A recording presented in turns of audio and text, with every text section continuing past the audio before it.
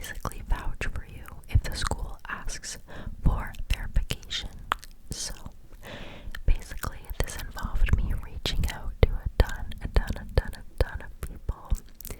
This included former coaches, former teachers, just a bunch of people I had volunteered for at random clinics, or, my dance teachers, etc., former bosses, and basically asking them, hey, I'm applying to med school. Can you please vouch for me if they contact you, and can I put your contact information? And this process was honestly really eye-opening for me for reasons that you might not expect, and the reason was because everybody was very willing to help, which was so amazing, honestly, because I found it very stressful to reach out to people and say, can you help me? And can you do this for me? Because I don't know, it's kind of awkward to ask people for favors, especially if you haven't seen them in so long. So I felt kind of like I was being a burden to people, but everybody was so willing to help me and support me through this experience, and it really made me realize that it takes a village to get where you want to be. And that was just a really cool thing to experience, I guess. So yeah, that was the autobiographical sketch portion. And of course, you usually need to write personal statements, all those things. And then after you submit that, you have to wait several months until you hear back about interviews. And I remember it was, I think, in the beginning of February, where I got an email that I was selected to interview. And I was actually on FaceTime with one of my friends, and I had my camera, I had my phone propped up in my laptop. So I wasn't actually looking at my laptop, but it was open, and I got the notification on my laptop that I got an email, and I popped up in the top right corner, and it said, congratulations. It said the school's name, and it said congratulations, and I froze. I was like, no way. And when I clicked on the email, I thought it was spam. I was like, there's no way I was selected to interview, because I was just so in disbelief. I was so in disbelief. I guess I hadn't expected it. I kind of viewed it more as I was given this opportunity to apply, and I didn't think it would actually happen. So I was very excited, and then from that point on, I was like, I need to give this my all. So I studied for months. For 1 month. I studied for weeks, because the interview was at the end of the month, and I basically did lots of practice videos where I recorded myself answering questions, and I did a lot of research on topics that I thought were important to know about, like, for example, indigenous medicine, and maybe things like safe injection sites, or just medical ethics in general. And when the interview day came, I was a ball of anxiety, but also, since I had practiced so much, I kind of had this sense of confidence. And that is my favorite feeling in the world, where maybe you're anxious about something, but you also know that you've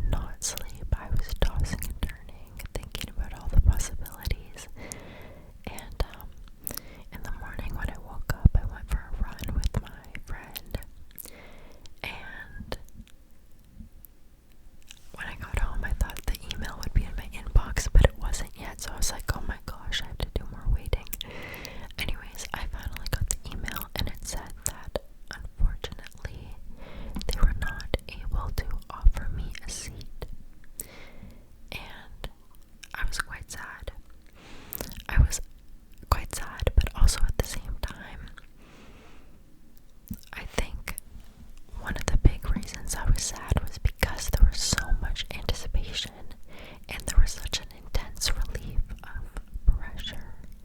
And I feel like any pressure that has been weighing on you for so long, once it's released, it's going to have some sort of emotional response, even if it's not that big of a deal. So obviously this was a very meaningful thing to me, but it's not the end of the world. However, I just still